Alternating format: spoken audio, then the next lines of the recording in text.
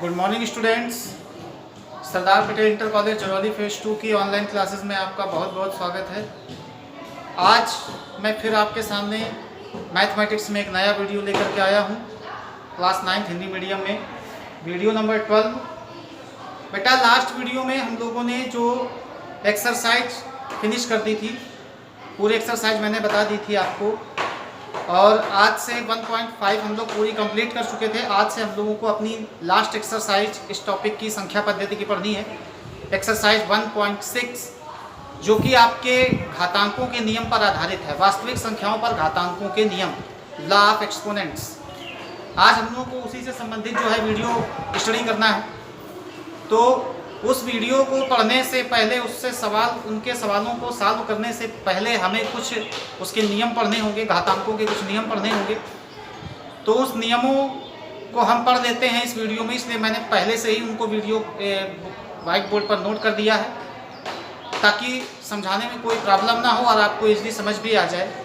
तो बेटा आप लोग जब एक्सरसाइज 1.6 यूज़ करेंगे, स्टार्ट करेंगे उसको करना, तो करने से पहले आपको अपनी फेयर कॉपी पे इसे नोट करना है, और नोट करने के बाद अच्छे से मैं समझा देता हूँ, समझ लेना है, उसके बाद ही एक्सरसाइज को सॉल्व करना है। तो चलिए आइए देखते हैं वास्तविक संख्याओं के लिए घातांकों के नियम।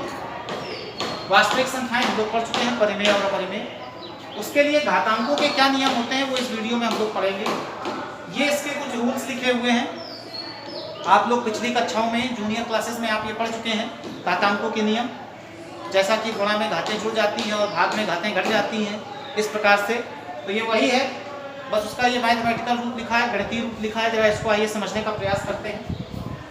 ये बेटा मान लीजिए कोई संख्या a है, इसकी पावर -n है। अगर ऋणात्मक घात लिखी होती है तो ऋणात्मक घात को धनात्मक बनाने के लिए 1 के अपान ले आते हैं। ये पहला नियम, ऋणात्मक को धनात्मक बनाने के लिए यहाँ ले आते हैं, तो धनात्मक को ऋणात्मक बनाने के लिए ऊपर ले जाते हैं।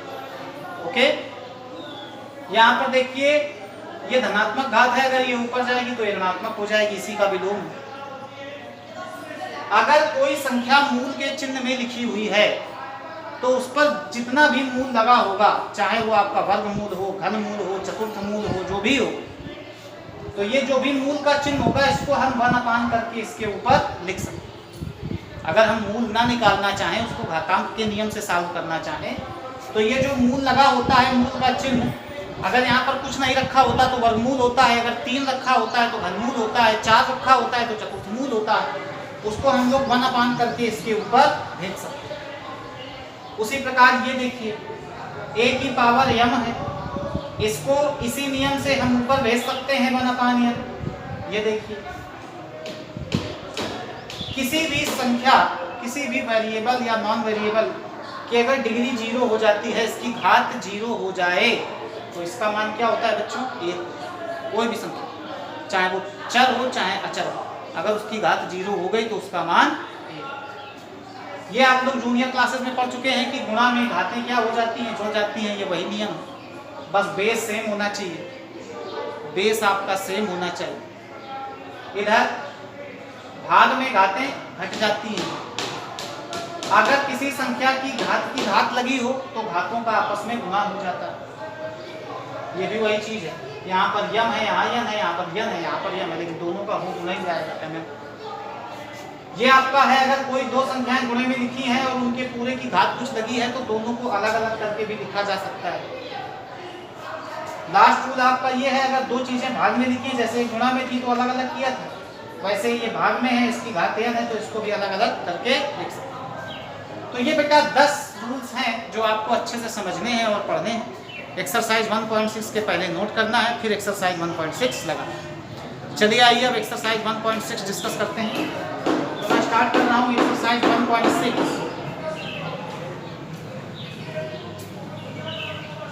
ठीक है बच्चों, एक्सरसाइज 1.6 हम लोग स्टार्ट कर रहे हैं। और एक्सरसाइज 1.6 में एक्सरसाइज 1.6 में स्टार्ट करने जा रहे हैं बच्चों।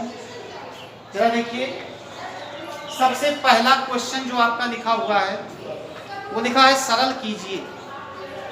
ठीक है बच्चों, जो क्वेश्चन नंबर पहला है आपका सरल करना है, उसमें जो फर्स्ट नंबर है 3 टू पावर 5, भाग का चिन्ह 3 टू पावर 3। अभी मैंने आपको बताया था कि नियम घातांकों के बताए थे कि अगर दोनों का आधार सेम है तो भाग में घातें घट जाती हैं। तो बेटा यहाँ पर वही वाली हम घातांक का नियम लगा देंगे कि a to power m divided by a to power n, that's will be a to power m minus n। तो ये भी आपका हो जाएगा, 3 बेस सेम है दोनों में, तो 3 टू पावर 5 माइनस 3, तो 3 to power 2 and that's will be 9। ये आपका आंसर होगा। सभी लोगों को बात समझ में आ गई होगी। इसके बाद इसी का सेकंड नंबर जरा देखिए। सेकंड नंबर है 2/3 की घात 2। ये क्वेश्चन है बेटा। इसमें भी हम लोग घातांकों का कौन सा नियम यूज करेंगे कि यदि a/b की होल पावर m की होल पावर n होता है तो a/b की होल पावर mn हो जाता है, मतलब दोनों का आपस में गुणा हो जाता है। तो बेटा ये 3 दूनी कितना हो जाएगा, 6। तो ये आपका 2/3 की घात, दोनों का गुणा करा देंगे तो 3 दूनी कितना हो जाएगा, 6। अब अगर आप चाहें तो यही लिखा रहने दें, और ना लिखा रहने दें तो फिर 2 का 6 बार मल्टीप्लाई कर दीजिए और 3 का 6 बार मल्टीप्लाई करके लिख दीजिए। बात समझ में आ गई आप लोगों को। क्वेश्चन नंबर सेकंड, मान ज्ञात कीजिए। क्वेश्चन नंबर सेकंड का जो फर्स्ट नंबर है वो है 2 की घात 3 गुणे 3 की घात 3। देखिए यहाँ पर गुणा है लेकिन घातें जुड़ेंगी नहीं। क्यों नहीं जुड़ेंगी? क्योंकि यहाँ पर आधार अलग अलग है। आधार अलग अलग है कि नहीं? तो अगर आधार अलग अलग है तो आप ऐसा करिए, 2 गुणे 3 लिख करके इसकी पूरी घात 3 लगा दीजिए। क्योंकि 2 की भी घात 3 है, 3 की भी घात 3 है, तो हमने दोनों को गुणे में लिख के एक साथ पूरे की घात 3 लगा दी। तो बेटा ये आपका 6 की घात 3 हो गया। हो गया बच्चों? तो ये आपका 216 आंसर आ गया। समझ में आ गया होगा बेटा कैसे सॉल्व करना है? थोड़ा सा देख सुनकर ही सॉल्व करना है, ऐसे नहीं सॉल्व कर देना है कि दिक्कत। चलिए आइए क्वेश्चन नंबर इसी का सेकंड देखते हैं। क्वेश्चन नंबर सेकंड इसका है 81 की घात 3/4। तो ज्यादा मत सोचिए, बस इतना सोचिए आप कि क्या 81 को हम लोग कुछ लिख सकते हैं, किसी की घात लिख सकते हैं, 9 की भी घात लिख सकते हैं, 3 की भी घात लिख सकते हैं। तो आप कोशिश ये करिए कि जो यहाँ हर में लिखा हो, जो इसके हर में लिखा हो, इसको उसी में तोड़ने का प्रयास करिए।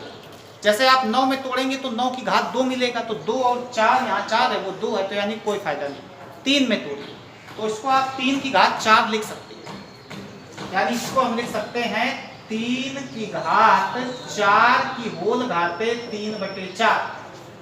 अभी आपको रूल बताया गया है कि जब घात की घात लगी होती है, ये वाला घात की घात लगी होती है, तो घातों का आपस में क्या हो जाता है, गुणा हो जाता है।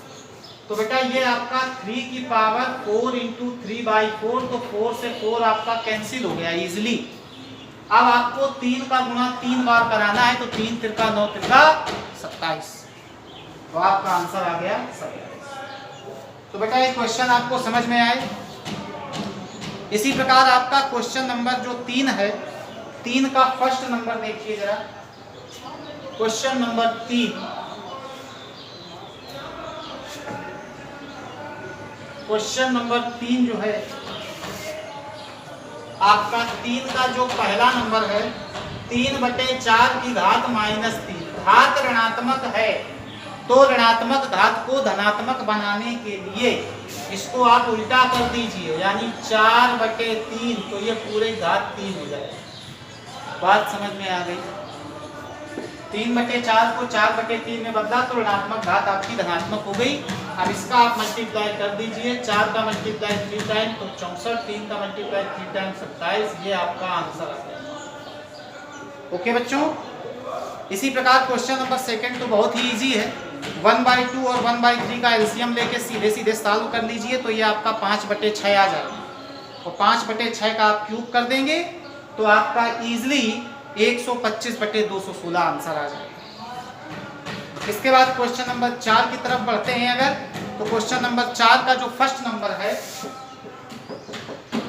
625 की घात -1/4, तो इस 625 को आप लिख सकते हैं 5 की घात 4, नहीं लिख सकते बच्चों, इसके गुणनखंड करेंगे तो 5 की घात 4 ही आएगा। फिर आप जानते हैं कि घातों का आपस में क्या हो जाता है, गुणा, तो 5 की घात 4 गुणे -1/4 से 4 कैंसिल कर दीजिए, 5 की घात -1, अगर इसको धनात्मक बनाना है तो 1 के अपान करना पड़ेगा, तो ये आपका हो जाएगा 1/5, ये आपका आंसर हो जाएगा। बात समझ में आ गई बेटा? तो इसी प्रकार 4 का दूसरा और तीसरा आप लोग ट्राई करेंगे, अगर नहीं आता तो मुझसे पूछेंगे, मैं आपको बताऊंगा। आज का वीडियो यहीं पर ख़त्म करता हूँ, इसको आप अच्छे से पढ़िए और तैयार करिए और फिर कॉपी में सॉल्व। मिलते हैं आपसे अगले वीडियो।